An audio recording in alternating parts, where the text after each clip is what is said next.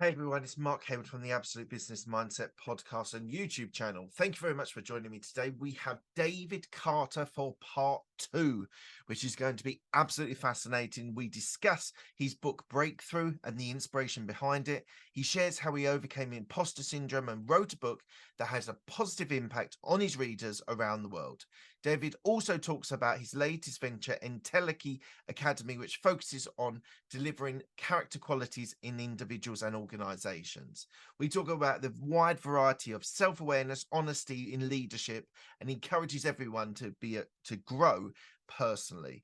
Look, if you are enjoying this content, please do give it a thumbs up. Please do put any comments below. And if you really are enjoying this, please do hit subscribe. It really does help with the algorithm. And I would personally really appreciate it if you just hit that subscribe button. Okay, everyone, into the interview. Cheers.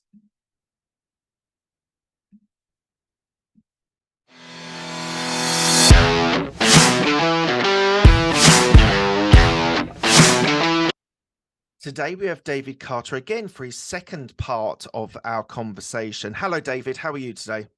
I'm extremely well, Mark. Thank you very much. Excellent. Thank you so much for joining me today. As I say, this is going to be a part 2 because there were certain areas which I thought that it needed to go into, for example, your book and Intellike Academy, that we never really touched base that much on in the first interview. And I really wanted to give you time and space to be able to talk about them today. So we're going to go straight into it, and we'll go straight into the book Breakthrough. So why don't you tell me a little bit about what the book is about and what was the inspiration?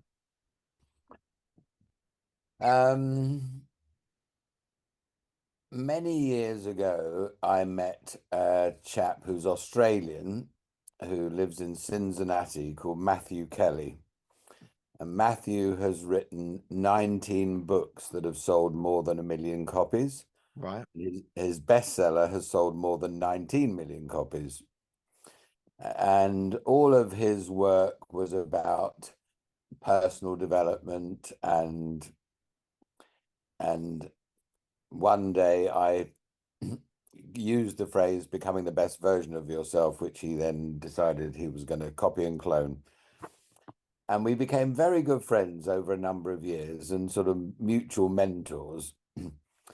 And he kept saying to me, "You really ought to write a book, David. You really ought to write a book." Which, given the high bar which he'd set, I was thought, who'd ever read a book that I wrote? I'm not really sure I've got anything to say. And that's part of what I want to share with people, is that we can often hide and think, oh, who'd want to listen to what I've got to say? Who'd read anything that I ever wrote? But actually, lots of people end up reading what you wrote and writing to you and thanking you for doing it. And so, overcoming that imposter syndrome that no one would be interested is really the gap between not writing a book and writing a book.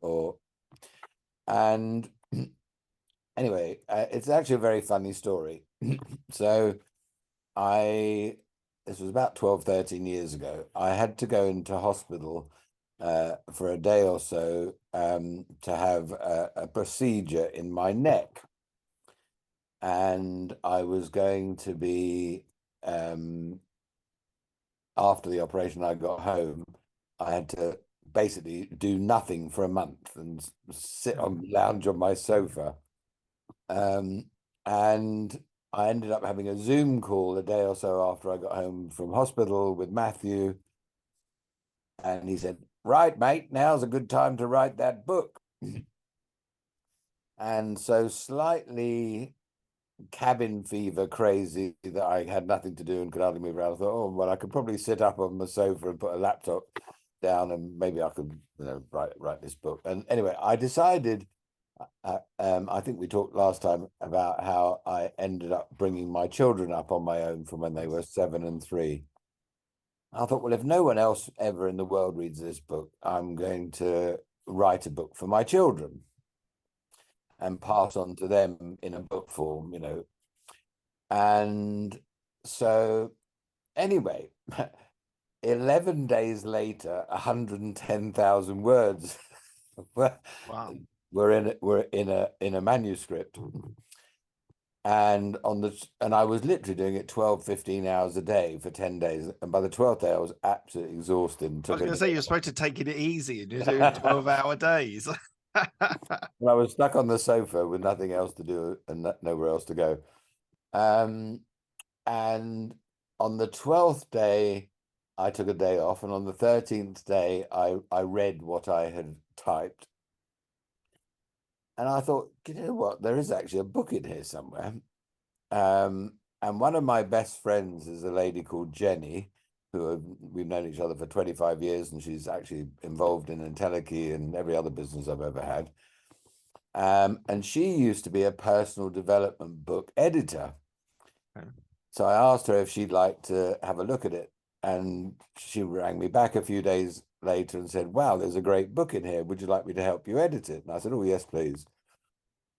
So a few weeks later, when I was able to get up and move around, I actually paid for Jenny to come over to Europe, and we spent 2 weeks knocking the book into shape. And when it was all finished, I was really happy with it and really proud of it. And so I got 5 copies made, one for Matthew to get him off my back and say, here, I've written my book, one for Jenny, who'd helped me edit it, one for each of my 2 children, and one for me. Job done. I've written my book. What I didn't know was that Matthew sent the book to his publishers. Right. And a few weeks later, they contacted me and said, we love your book. We'd like to publish it. And so anyway, it got published. It ended up being a bestseller. I ended up doing 2 years of book tours, speaking tours, all related to the book. And essentially, it was 20 chapters, 20 breakthroughs that I wanted to write to my children. And each chapter had a story that people could relate to about my own personal life and this particular breakthrough concept, some tools and techniques about how to develop themselves through that breakthrough. And genuinely, if you'd asked me 2.5, 3 years ago, to write a book, I would have been very shy, and I would have said, oh no, I don't think that's for me. And even though lots of people have said, oh, you should write a book, I was probably quite, modest and shy and imposter syndrome. But 2 years later, I'd got over 1,000 emails from around the world. Wow. What's now 114 countries, where people said, oh, I bought your book at the airport or whatever, and da da da. And this is chapter 7 changed my life, and here's what I've done. And they wrote me all these wonderful stories about how a particular chapter or a particular idea. And I think that the joy of knowing that you've somehow helped someone else in any small way is one of the greatest joys of life. And so even though I didn't think I'd ever write it, even though I thought no one would ever read it, all these years later, I still get emails, probably one a month these days, from someone, and I always reply, and they always say, oh gosh, I didn't expect a reply from you. And I'm really glad I wrote the book. I'm really glad that my children read it and loved it. And I'm really glad that lots of other people have read it and benefited from it. So the book is about lessons about breakthroughs in your life, or it's specifically your life you're talking about? They are generic breakthroughs that I felt that anybody would encounter during their life and maybe get stuck with. And whether you're a CEO of a large multinational or a student nurse or anyone in between, they were sort of generic potential speed bumps that people might have in their life, that I wrote a chapter, a breakthrough chapter, about how to overcome that speed bump. Okay. Amazing. So I've spent a bit of time with you now, David, and one of the things that I'm most astonished by is your humility and your the way you understate everything you've done. You've run large companies, you've run small companies, you've been successful, you've written a book. When I was looking through your LinkedIn, doing my research, I noticed that one of the people who gave you a recommendation was Kevin Ellis, who's the chairman of PwC. Now, I worked at PwC for a number of years, and I was, and when you start looking at those people who are giving genuine responses to you, these people are really impressive people. These are people with a lot of status, a lot of experience, a little bit lots of knowledge, that are referring to you, David, as a huge help, a huge guide to them to be able to overcome issues or have those breakthroughs in their lives. I just think I suppose there is a question here somewhere in the fact that you've done so many great things. How have you stayed so humble and understated? I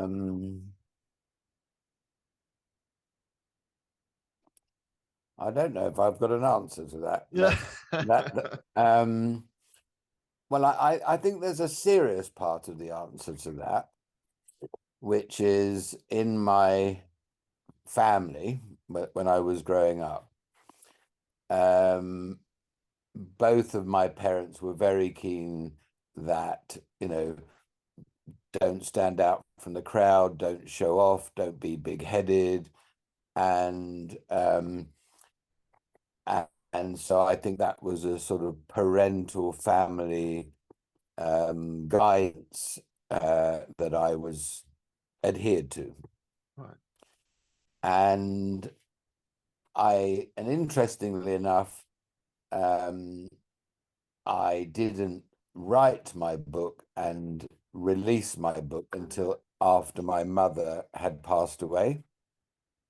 And one of the reasons I held back to release it until after my mother had passed was because I actually didn't want my mother to turn around and say, well, why would anyone read your book? What have you got to say? Because actually I knew that people would read my book and appreciate it. So there's a little bit of parental programming. Sure. When I left secondary school, when I left primary school, and I didn't pass the 11 plus to get in automatically, but I was one of those marginal cases where I got in on an interview. That's because I'm highly dyslexic, but reasonably intelligent. But I've still got this somewhere. But my headmaster, who I think really genuinely liked me and was happy I'd got into grammar school, he wrote a comment which was, when David goes to his new school, he should remember that it's not the one who knows the most that has the most to say. and so that also guided me when I went to senior school, that I might have known more than other people, but that didn't mean you had to talk about it or say anything. And so I think that was sort of again ingrained into me. But I think it goes back to something I said a few minutes ago, is that the greatest joy that I've ever found is helping other people. And my personal life credo is make yourself useful. Right. And it doesn't matter whether it's your next door neighbor or someone in your village or someone in your community or your family or your work or your customer base or whatever.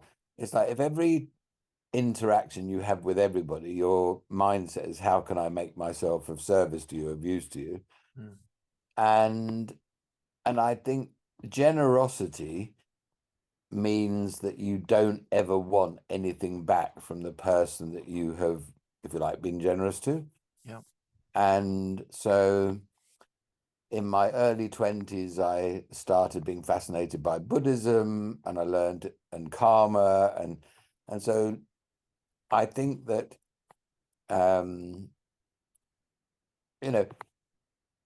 it's easy to look at a LinkedIn profile and go, oh my gosh, this person's had a golden escalator, life where they've gone from one success to the next one. But what no one ever writes on the LinkedIn profile is all the train crashes and near disasters and ups and downs of life and being an entrepreneur. And one of the things that I really enjoy is getting together with one or two friends who are themselves, successful entrepreneurs. And we never, ever gloat about the successes. We only ever talk about the war stories and how close to disaster that was and how we managed to luckily get out of it. And, one of the questions I'm often asked is, what do you think, David, is the secret of your success? And I wouldn't define myself as successful at all. I've always worked very hard. I've always tried very hard. I've always given everything my best shot. Not everything's worked out. If it hasn't worked out, I've got back on the horse and had another go. Yeah. But actually, genuinely, I'm much more motivated to make a difference to others than I am to me. And I think I've always been genuine. I think I've always been authentic. I think I've always been honest and real. And I think people trust that they can talk to me about anything confidentially.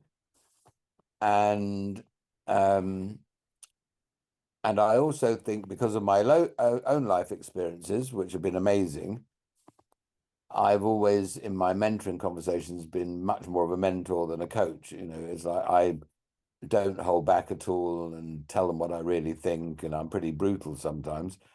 And they really appreciate that honesty, transparency, directness. And so anyway, I'm That's a good answer. grateful for the feedback, but at the end of the day, I'm a normal bloke who puts his trousers on one leg at a time. I don't eat kryptonite for breakfast. And at the end of the day, going back to my secret of success is I work really hard. I try very hard. I genuinely try and make a difference to people, and it works more than it doesn't. And that's what drives me and motivates me. So I think actually, as much as anything else, it's about perseverance and resilience, and absolutely. being the last one standing. Absolutely. And I think that's what persistence and sort of consistency are things that some people don't prioritize, and I think that's super important. Whatever the endeavor is, whatever the business is that you're running, sort of persistence and Can I tell you a very quick story which your listeners might like to try for themselves, but yeah, don't do it very often these days, every now and again. But we used to have dinner parties, and we used to say to everyone, if there were 6 people at the dinner party, will you please bring 6 copies of your CV? And so, what do you want that for? Well, it's a game. So everyone used to bring 6 copies of their CV, and then we'd staple all 6 together and give everyone a copy of everybody's CVs. And then over dinner, you had 10 minutes to tell a story about what wasn't in your CV. right. And people would say, well, actually, it says I left company A then and joined company B, but actually I was fired from company A. I didn't resign.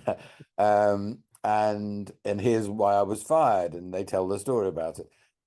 And that used to be the best dinner parties that anyone had ever been to, because of the transparency and the honesty and the vulnerability and the laughter.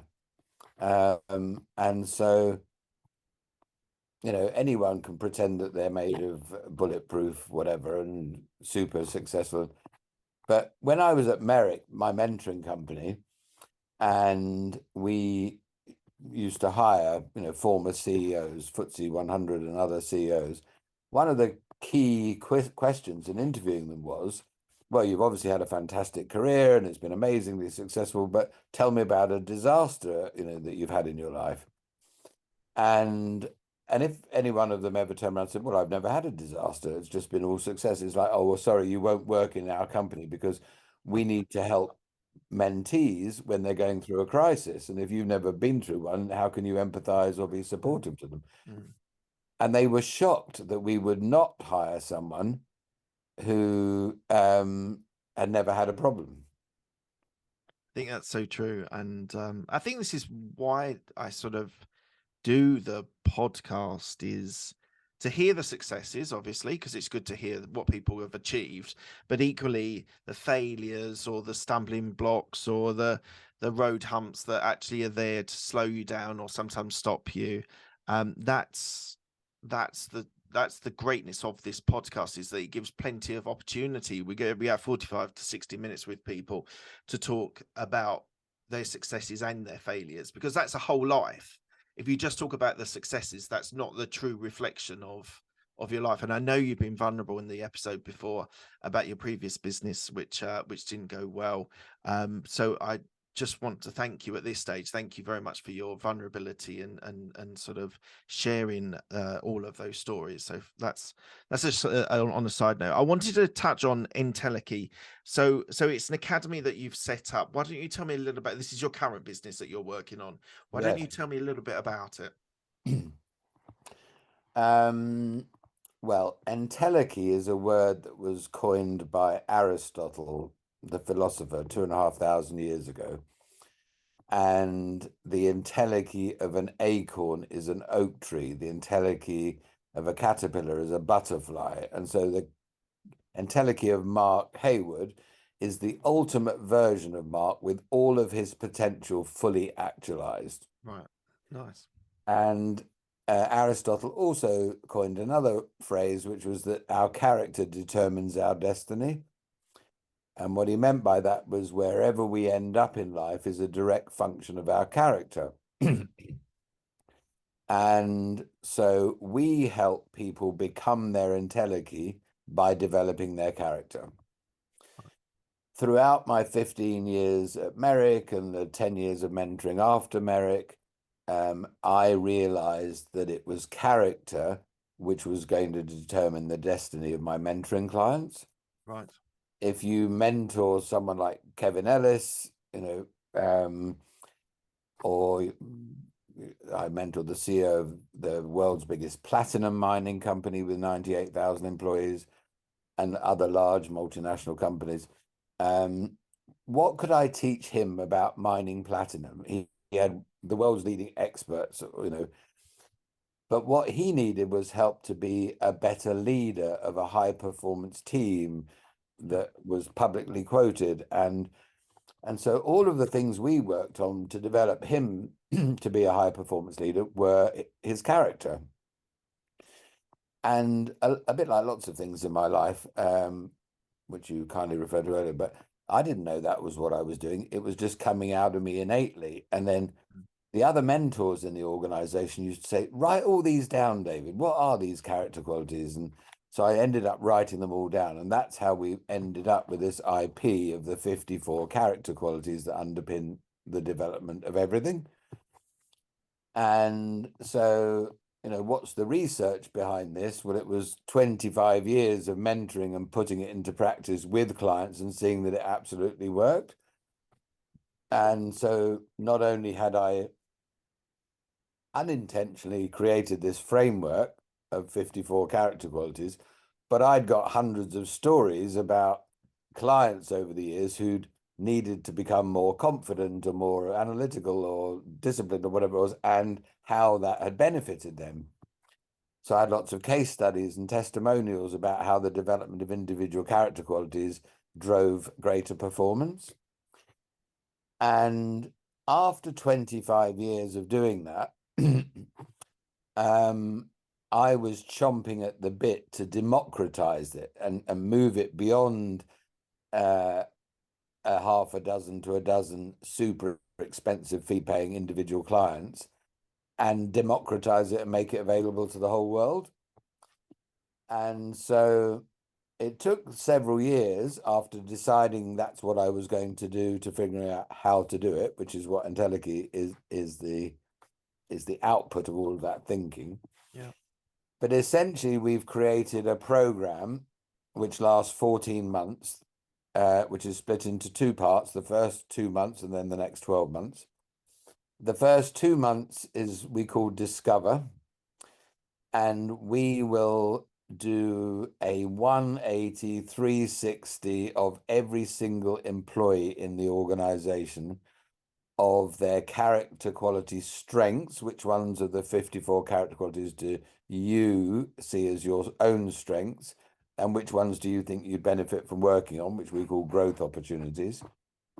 Then we get everyone to ask at least 10 people in their network, their colleagues, their family, their friends, to do a 360. So now they can compare, how do I see myself versus how other people see me, which is often joyful because, 8 of their assessors might see them as being kind or generous or whatever it is, but they never seen themselves like that. Now they can step into that. But it also throws up that 6 of your assessors think you need to be working on being more disciplined or confident or whatever it is. So, right, okay, well, now I agree with them. I ought to work on it. But they also have a chance to say what they think the character qualities are of the company that they work for today, and what they'd like the company's character qualities to be in the future. And so that is 15.7 million data points on a company with 500 people. It's the richest set of data on who really works for you, not what their CV says, but who they really are as a person. Yeah. As validated not only by them, but by peers and colleagues and family and friends. Yeah. So a company can see, well, here's how Mark sees himself. Here's how other people see Mark, and the delta between the two. Here's how Mark sees the company today, and here's how Mark would like to see the company in a year's time. And they can have that whole data set for every individual person and the entire organization added up together. And then, I mean, there's no set of data that anyone's ever seen as rich as that on the people and their humanity. And then together with the organization, we design a transform program, which takes just a quick interlude into the conversation that we're having. I just want to say, if you're enjoying this content and you're enjoying this interview with my friend, it would be great if you could share this link with somebody. It could be a friend, it could be a family member, it could be a colleague, it could be an acquaintance that you know, that if you think this can add value to them, I would super appreciate it if you could share it with them. I really do appreciate all of you guys that are watching this. It means so much to me that you're with me in this journey of this podcast world that we're rattling through and enjoying ourselves doing. So just lastly, if you're enjoying this content, please share with someone that you think would add value to this. Thank you so much. And back today to where they want to be in a year's time. So they will optimize their performance and productivity and profitability through optimizing the potential of the character of every single individual in that organization. So it is a sort of business transformation, but instead of having a transformation within, I don't know, HR systems or sort of like culture, you're actually trying to drive the company towards where the company wants to go, and that's as a collective, as broken down within the individuals. Right, but we're doing that through creating a personalized, individualized learning journey for every single employee, right, to get them from where they are today to where they want to get to in the future, and where the company would like them to get to in the future, such that where the people want to go and where the company wants to go is the same thing, and which produces higher performance, productivity, and profitability. So how do you weight the sort of importance of, if you've got a large corporate and you've got a pool of talent, like what's sometimes described as talent, the people that are sort of earmarked for leadership further down the line, versus secretarial staff or PA staff, versus juniors, that graduates that have just joined? How do you sort of marry up the sort of the results from someone who's been in the company for 5 years and is deemed to be leadership quality potential, versus someone who's been there for 20 years in a office management role? How do you sort of marry up the diversity in the workplace? Well, that has all been designed into the discovery process. That's how we end up with 15.7 million data points. And so we will know you are Mark, you work in HR, or you work in finance, or you work in sales or marketing or production or whatever. we'll know that you've been in the company more than 5 years, but less than 10 years, that you're a male, that you're this, you're that, we'll know everything about you. And, but also, we will also look at the character qualities for the role, for every single role. Okay. And so it could be that Mark has got quite a lot of the character qualities needed in the role he's currently in. But actually, we've got a vacancy in another department where he's got all 10 character qualities already as strengths. And so we can help solve the retention problem. It's like, we don't need to leave, Mark. Look, we've got an opening over here that is going to tick all your boxes and tick all of ours too. You're going to tick all of ours. So we can optimize the talent throughout the organization. In other words, get the right people on the right seat on the bus. Yeah. I mean, I've been staggered over the last couple of years, and it's getting worse and worse, the percentage of people who join a company and leave in the first year. And it's between 40 and 60%. And some retail organizations, it's 80%. Wow. And so if you could filter people who join your organization by saying, well, here's the role description and here's the character qualities that we want to see you demonstrate, they can get applicants to do our 14-day free trial on our app and get their own 360 and their own signature done and submit that along with their application. So the people who've got the best match will get called into for the interviews first. And actually, when they turn up and the interviewer is saying, well, look, here's 10 character qualities you need to succeed in this role. And look, you've got 9 of them. So you're going to be a good fit for us. And by the way, where do you want to develop your career and how can we assist you with that, the retention and development of you?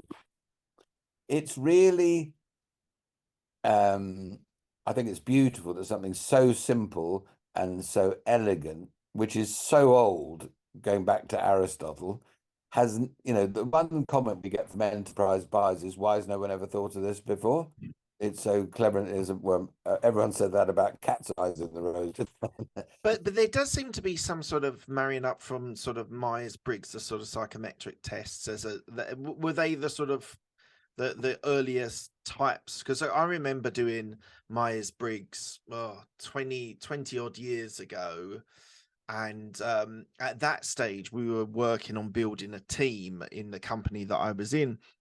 And we all did the Myers-Briggs to see where our skill set, where our sort of personality sort of fitted, whether we were going to have a successful team by using those sorts of tests. Is this now sort of Myers-Briggs on steroids? That's just sort of the data points are vaster and the collection of the data that you can absorb and be able to then give results for potential development, self-development. Is it essentially a psychometric test on steroids?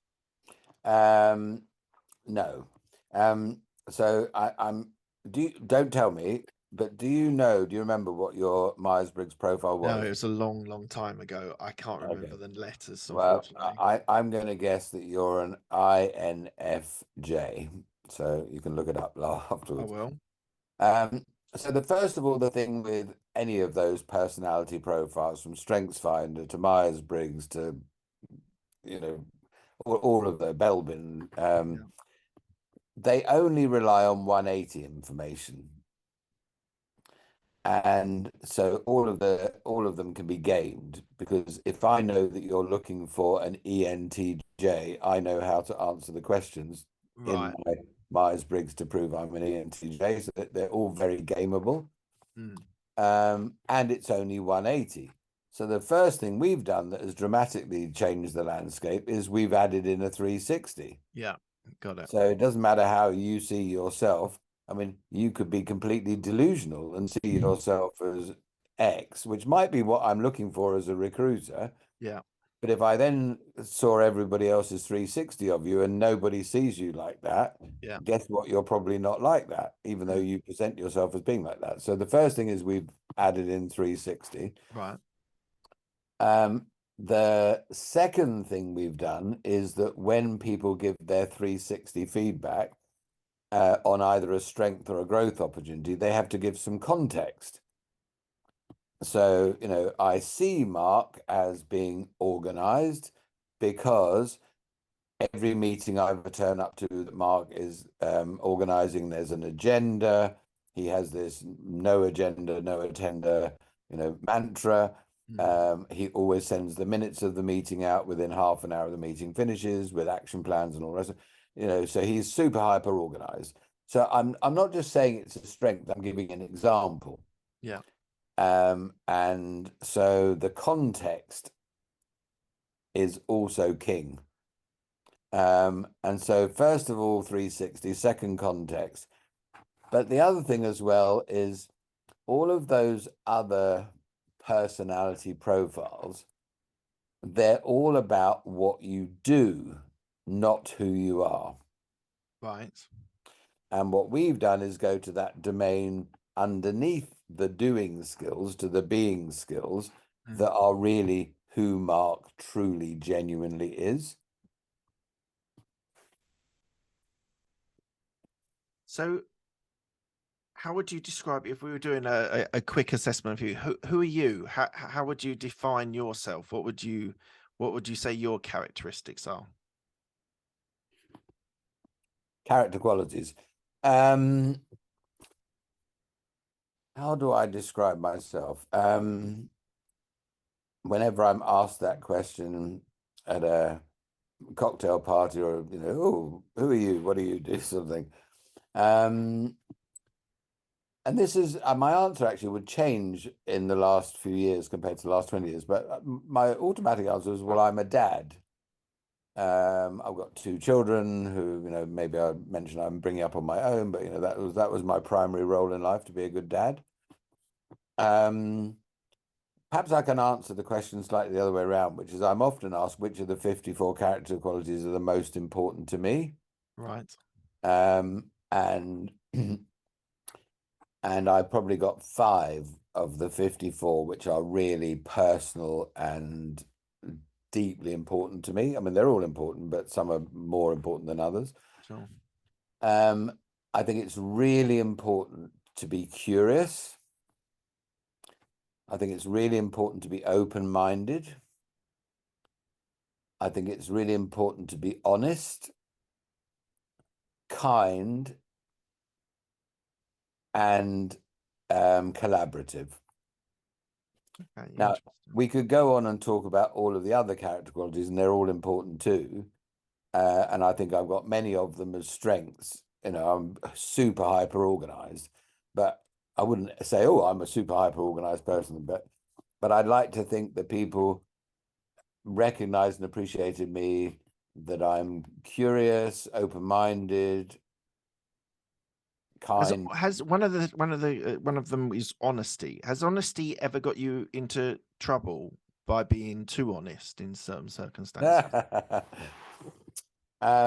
Yes, particularly with my parents when I was a kid growing up, and which was always terrible because my mother always used to say honesty is the best policy, and it didn't always work out like that. I had exactly the same. I had a similar conversation with my mother where she'd always give this honesty is the policy. I'd tell her the honesty. It's like almost like I wish you hadn't said that. Yeah, I'd only get 3 smacks on my butt with a wooden spoon instead of 10. It seemed to it. But giving feedback to one of your mentees, has that ever because often honesty can be characterized as sometimes bluntness. I don't necessarily think it has to be, but it can be. But giving someone those a mentee to you, the honesty side of your personality, has that caused ruffled feathers in your mentees? No, not really. I think that, you've got to combine being honest with being compassionate and kind. But at the end of the day, let's say you were sitting down with a mentoring client who just got their 360 results, and their respondents see them very different to how they see themselves. A good coach would tease out of them, well, why do you think people might see you like this, and versus how you see, But if at the end of the day a difficult conversation was required, then as a mentor you can't hide from that, and maybe you have to accept sometimes you're going to catch up with someone next week. Well, this is going to be a good thing for them to think about for a week and be with for a week. And so I've got to leave this meeting knowing that it was an uncomfortable ending to the meeting, but it's not gone past the point where we're going to fall out and not speak to each other ever again. And hopefully next week when we get together, I can say, well, what were your reflections on how our conversation ended last week? And 99 times out of 100 people say, no, do you know what? The feedback I got from everyone was absolutely spot on. And I can be a bully, or I can be like this, or I can be over demanding, whatever. And I don't like the fact that that's how everybody sees me, and I'm going to make some changes. So I don't think it never got me into trouble. Often it put you in a difficult cliff edge situation where you thought, well, you needed to hear this, and I'm the messenger. Don't shoot the messenger. But I think if you did it with passion and kindness and honesty all wrapped up together, then you were leaving the person with an opportunity to sit with it and live with it for a week or a day or so until you caught up with them. And 99 times out of 100, they accepted the feedback and recognized it was something they wanted to work on. So, but bringing my kids up on my own, I just had to accept sometimes that one or either of them might not like the decision I'd made, where there'd been something happen at school or whatever, and they go to their bedroom and slam the door and didn't want to come down for supper, and you just have to live with it for a few days because you knew you were right and they had to hear that truth, and they didn't want to hear it, but life would still be okay by Thursday. But yeah. I think the real issue here is honesty with self. Much more important than honesty with others. I mean, they're both important. But until you can be honest with yourself, this isn't working, I'm not enjoying this, there's got to be a better way. Until you're honest with yourself, the rest is, isn't as important. And I'm a very reflective person. I'm in Myers-Briggs, I'm a very off the charts introvert. I need time on my own. I really enjoy walking my dog, and one of my colleagues, Amy, she always calls it the washing machine. And I say, oh, I'm going to take the dog for a walk this afternoon. I'm going to put this item and this item and this item in the washing machine. And I've got no idea what I'm going to, and by the, 8, 9 o'clock that evening, after a couple of hours of walking and reflecting, is like they fall out the washing machine, all washed and clean. I've now got clarity about what to do about that one and that one. So I'm naturally reflective, but if something isn't working or is working, it's like, but particularly if it isn't working, it's like I've got to look within and say, well, what's my role in this? What could I be doing better? And I think and so interesting enough, I had a 360 done of me in our company 2 or 3 months ago. We do it every 6 months. Right. And 10 people, 11 people filled it out, and everybody in the entire company sees one of my strengths as being visionary and pioneering and purposeful and all the things you'd expect of an entrepreneur like me.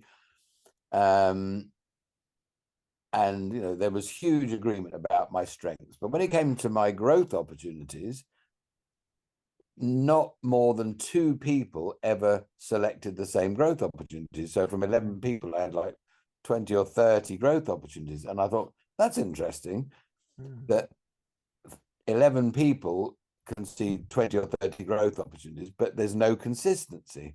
And as I thought, well, why is that? So I went for a think about that on a walk, and I came back and I had an epiphany.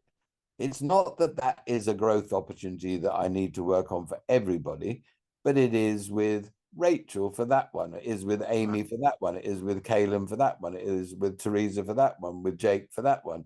And they've got a very valid point of view that in the context of my relationship with them and that role, they'd like to see me a bit more X or a bit more Y, even though I perhaps am like that with other people, but they want me to dial it up with them. Yeah, I understand. And so having the ability to be honest with myself and be reflective and go, why did she say that? What's the context? Or why did he say that? And so I think self-honesty is really important. I think that's very, very true. And I want to cover 2 points before we finish today. And the first one is about emotional intelligence. How important do you think? Because it was a buzzword 3 or 4 years ago, and it's still still consistently coming up as very, very important for leaders to be now emotionally intelligent. And previously, the leader was this almost stoic sort of like character that was almost untouchable. And now we're looking for our leaders to show vulnerability and things like that. What's your view on how business people are sort of developing and how we could possibly do better with emotional intelligence?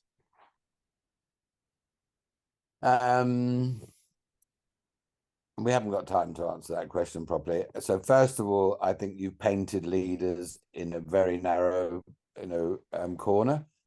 And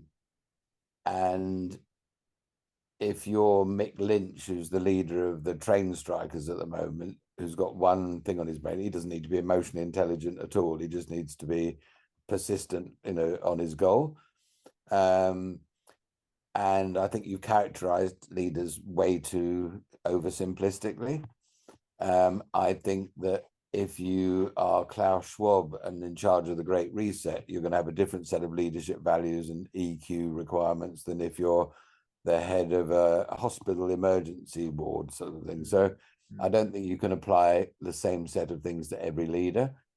I think that EQ, emotional intelligence, very simplistically, is how self-aware are you? Right. And how aware are you of the impact that you have on other people? And I would say that very, very few people at the top in business that I've ever met are really that good when I sort of started working and even been self-aware, let alone aware of the impact they have on other people. And so and there are organizations that hire people who they don't want to be particularly EQ savvy. They just want to get the share price doubled and the revenues up and the profits up. And if that means being a bulldozer and creating mayhem for 3 years, that's what the board want. And so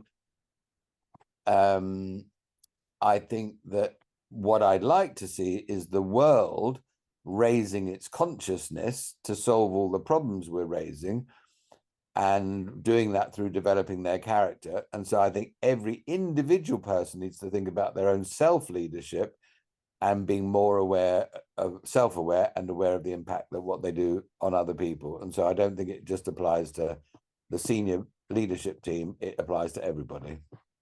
Yeah, I would agree with that. And I deliberately had to simplify the question or simplify the emotional intelligence for the question. But I think that's really important because we've seen that through the political sphere with last 3 prime ministers, all completely different, from Boris Johnson to Liz Truss to Rishi Sunak,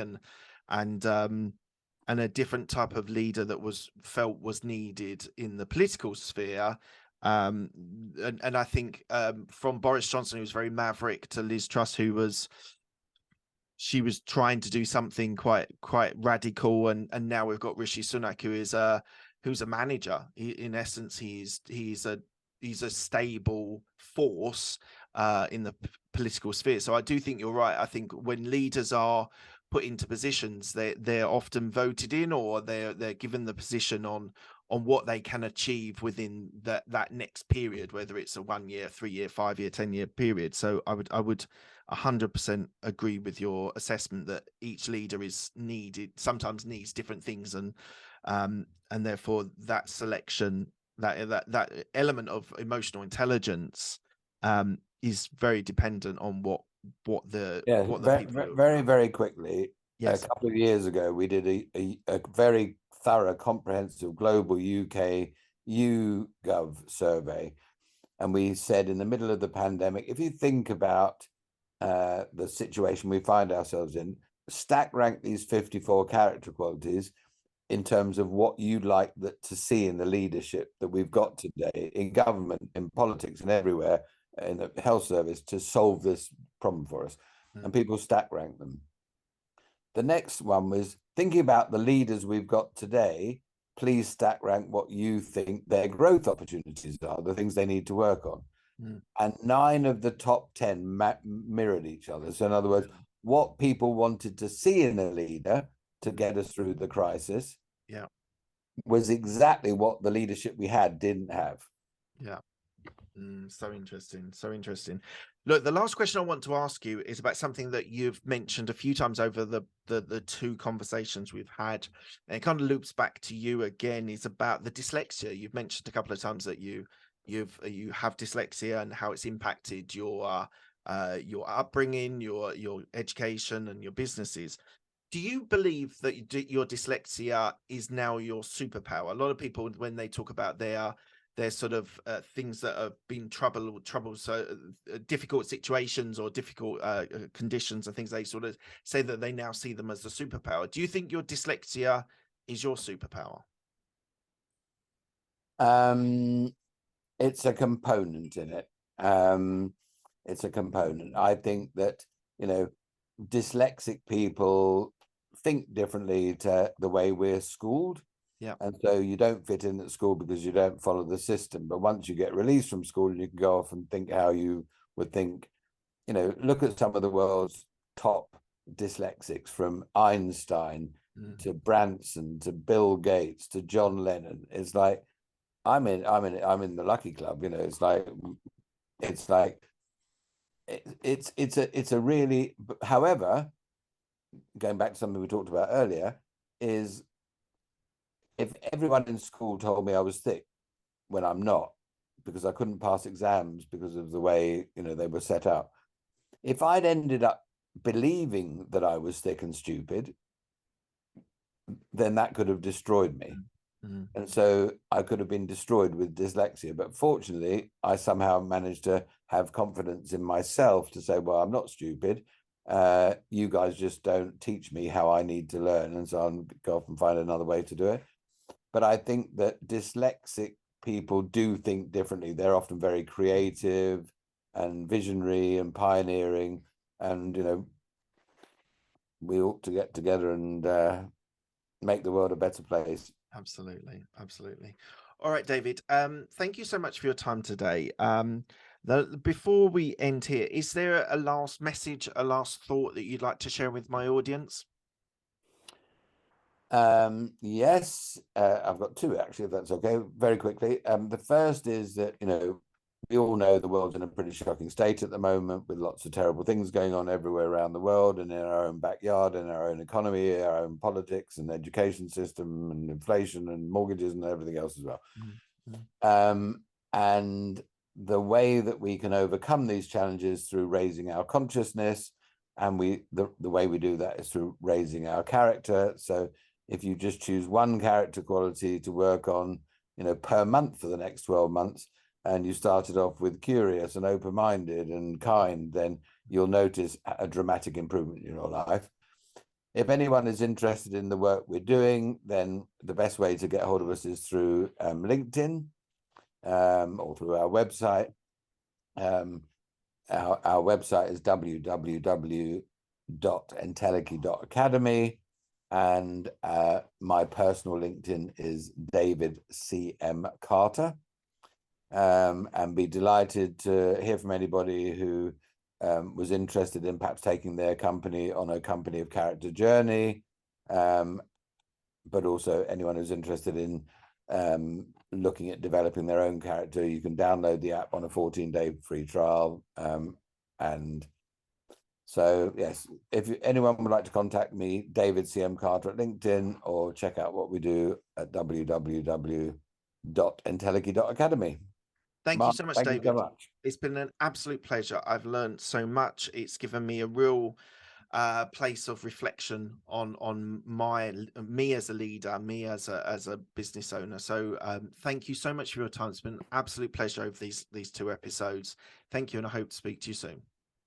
Mark, thank you so much. I really hope you've enjoyed that content. It's a really fascinating interview that I've done there. So please do, if you are enjoying this content, please do give it a like. Please do give a subscribe. It'd be really good to boost the subscriptions. It really makes a difference to the algorithm in YouTube. So thank you for that. If you do hit subscribe, hit the bell icon and you'll get all of the content. You'll get notified when all the content is available. Thank you so much for your time. It's really appreciated. Thanks a lot.